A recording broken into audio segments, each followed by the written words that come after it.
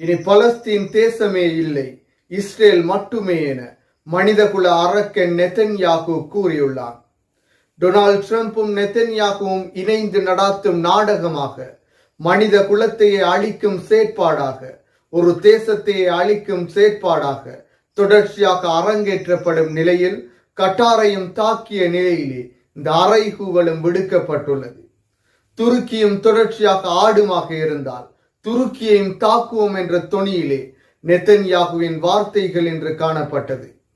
எனவே முஸ்லிம் சமூகத்திற்கு சவால் விடும் வகையில் நெதன்யாகுவின் பதில்கள் காணப்பட்டது. முஸ்லிம் நாடுகள் ஆயுதம் ஏந்த தேவையில்லை, ஆயுதங்களால் தாக்க தேவையில்லை, தம்மிடம் இருக்கும் ஆயுதத்தை சரியான முறையில் பயன்படுத்தினாலே போதும். எரிபொருள் எனும் ஆயுதத்தை பயன்படுத்துவார்களாக இருந்தால் இஸ்ரேல் அரபு நாடுகளின் காலிலே விழுந்து கிடக்கும் நிலை ஏற்படும்.